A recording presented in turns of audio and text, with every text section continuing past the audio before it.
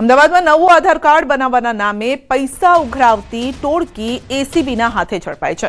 રખિયાલ વિસ્તારમાં આધાર કાર્ડ કઢાવવા આવેલા અરજદાર પાસેથી 32,000 લાંચ માંગનાર આરોપીને એસીબીએ છટકું ગોઠવીને 3 કર્મચારીઓની ધરપકડ કરી છે। અરજદાર પાસેથી સિવિક સેન્ટરના કર્મચારીઓએ જન્મના દાખલા, એલસી વગર જ આધાર કાર્ડ નીકળી જશે તેવું કહી અને નાણાંની માંગણી કરી હતી।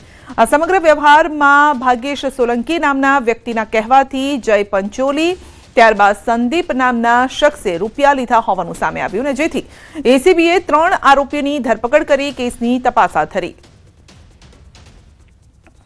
હવે કોઈ જરૂર નથી અને અમે આધાર કાર્ડ કાઢી આપશું એમ કરી અને આ કોમ્પ્યુટર ઓપરેટર ભાગ્યેશ સોલંકી છે એણે અને લાલચ આપી કે તાત્કાલિક અમે તમને આધાર કાર્ડ આપી દઈશું, પહેલા 25,000 અને પછી 7,000 એમ કરીને 32,000ની માંગણી કરી અને આ ગુનાને અંજામ આપ્યો છે।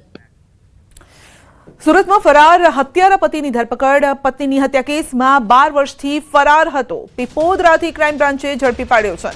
વર્ષ 2014માં પાંડેસરામાં કરી હતી હત્યા અને અમૃતનગર ખાતે રહેતા આરોપી બબલુએ પત્ની રાની કેવટની હત્યા કરી હતી તો પતિનું ગળું દબાવી જમીન પર માથું પટક્યું હતું। પતિના ચારિત્ર પર શંકા કરી અને હત્યા કરી ક્રાઇમ બ્રાન્ચે વધુ કાર્યવાહી હાથ ધરી છે। જૂનાગઢમાં મહાશિવરાત્રીના મેળાને લઈને ગાંધીનગરમાં નાયબ મુખ્યમંત્રી હર્ષ સંઘવીની આગેવાનીમાં એક બેઠક મળી હતી જેમાં વિવિધ સુધારા વધારા સાથે ચર્ચા કરવામાં આવી। સંતોના માર્ગદર્શનમાં જૂનાગઢ મનપા અને જિલ્લાના આગેવાનો દ્વારા સરકારના વિભાગો સાથે સંકલન કરી દેશના સૌથી મોટા મેળાનું આયોજન કરવામાં આવશે। અનેક વર્ષોથી ભવનાથના દર્શન માટે લાખો ભક્તો આવતા હોય છે અને આ બેઠકમાં શિવરાત્રીના મેળામાં લોકો માટે કેવી રીતે વધુ સારી વ્યવસ્થા થાય તે અંગે ચર્ચા કરવામાં આવી છે। આ વર્ષે રવેડી વિસ્તારમાંથી 500 મીટરનો રૂટ વધારવામાં આવ્યો છે। વધારાની વ્યવસ્થાઓ સરકાર ઉપલબ્ધ કરાવશે। દર વર્ષે 1600 જેટલા પોલીસકર્મી હોય છે, આ વર્ષે 2900 પોલીસકર્મી ઉપસ્થિત રહેશે। 1000થી પણ વધુ વોલેન્ટિયર ઉપસ્થિત રહેશે તો 300 જેટલા ઉતારાની પણ જમવાની વ્યવસ્થા છે।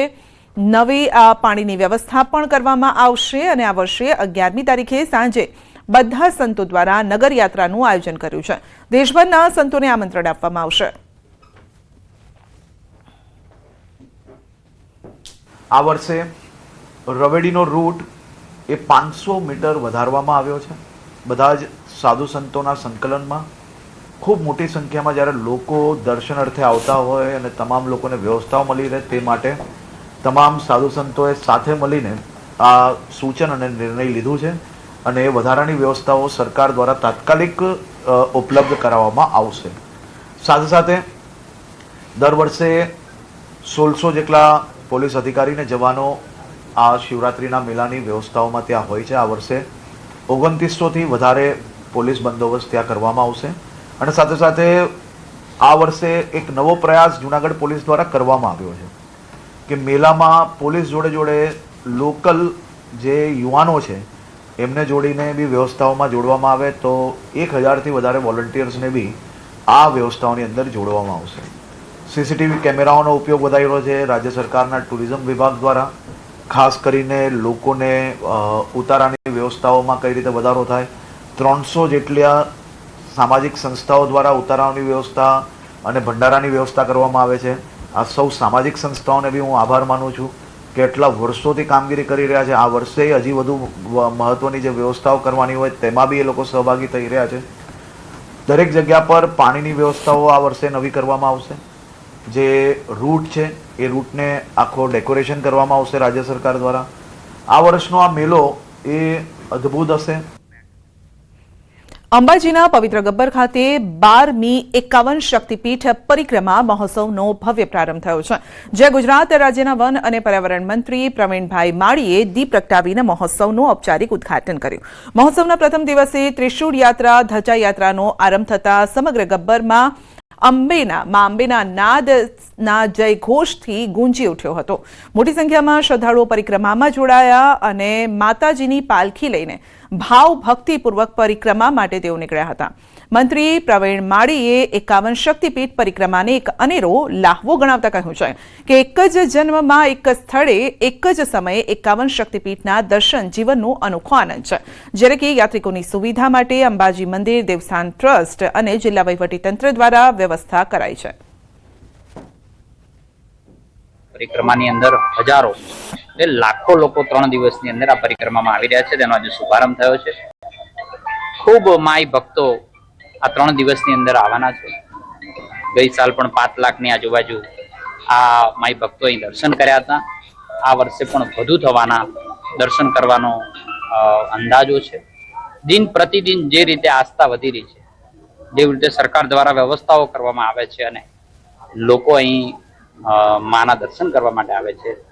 શ્રી 51 શક્તિપીઠ પરિક્રમા યાત્રાનો શુભારંભ કરવામાં આવ્યો છે. સમગ્ર બનાસકાંઠા જિલ્લાના આસપાસના તમામ જિલ્લાઓમાંથી તથા સમગ્ર ગુજરાત રાજ્યમાંથી માઈ ભક્તો શ્રી 51 શક્તિપીઠ પરિક્રમાનો લાભ લેવા આવી રહ્યા છે. ત્યારે 6 જેટલી જગ્યાએ જિલ્લા વહીવટી તંત્ર દ્વારા નિઃશુલ્ક ભોજનની વ્યવસ્થા કરવામાં આવી છે. આ ઉપરાંત સમસ્ત ગબ્બર પરિસરમાં પણ અલગ અલગ જગ્યાઓએ ચા નાસ્તા કેન્દ્ર અને ભોજનની વ્યવસ્થા કરવામાં આવી છે. આ વખતે અમે ત્રિશુલ અર્પણ યાત્રા કરી છે. ત્રિશુલ અર્પણ યાત્રા એટલા માટે કરી છે કે 1500 વર્ષ જૂનું જે ત્રિશુળ ઉત્તર કાશીમાં છે તે ત્રિશુળિયા ઘાટ ઉપર પ્રસ્થાપિત થવા જઈ રહ્યું છે. અને આજના શુભ દિવસે અમે 51 જગ્યાએ જે એક જ જન્મની અંદર યાત્રા કરવી દરેક માટે શક્ય નથી, તો અહીંયા નરેન્દ્ર મોદી સાહેબ શ્રીએ જે સંકલ્પ સાથે જેટલા પણ મંદિર બનાવ્યા અને એ દરેક મંદિરોની અંદર અમે એક સેમ એવું નાની ત્રિશુલની રેપ્લિકા અર્પણ કરવા આવ્યા છીએ. પાટણ નગરપાલિકાની ઘોર બેદરકારી સામે આવી છે. પાલિકાની બેદરકારીના કારણે પીવાના શુદ્ધ કરેલા પાણીનો વેડફાટ થઈ રહ્યો છે. ખાન સરોવર વિસ્તારમાં આવેલા ફિલ્ટર પ્લાન્ટમાં આવેલી ટાંકીમાં લીકેજ છે. શહેરીજનોને પીવાનું પાણી આપતી ઓવરહેડ પાણીની ટાંકીમાં લીકેજ છે. પાણીની ટાંકી લીકેજ હોવા છતાં પીવાનું પાણી ભરવામાં આવે છે અને બીજી તરફ થોડા સમય પહેલા ફિલ્ટર હાઉસની બાજુમાં થોડા સમય પહેલા બનાવેલી ટાંકીનો પણ ઉપયોગ કરવામાં આવી રહ્યો નથી. પાણીનું પ્રેશર ન મળતા નવીન ટાંકી બંધ હાલતમાં છે. તો ટાંકીમાં લીકેજ છે અને છતાં પણ પાણી ભરવામાં આવી રહ્યું છે, જ્યારે કે નવી ટાંકી તૈયાર છે છતાં તેનો ઉપયોગ કરવામાં નથી આવી રહ્યો. વધુ અપડેટ મેળવીશું સંવાદદાતા અશરફ પાસેથી. જી અશરફ, એક તરફ પાણીનો વેડફાટ અને બીજી તરફ નવી ટાંકીનું કામ પણ તેને પણ કામમાં ઉપયોગમાં નથી લેવાતી.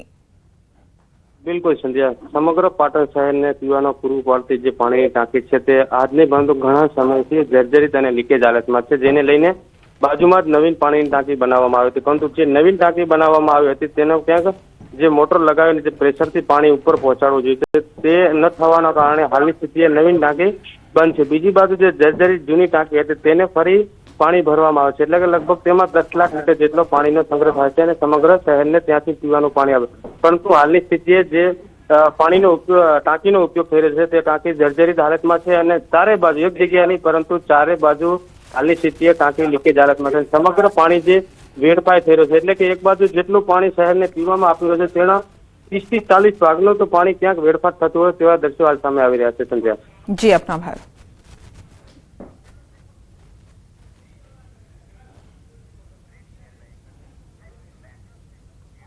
બુલેટિનમાં આગળ વધીશું નાનકડા બ્રેક બાદ.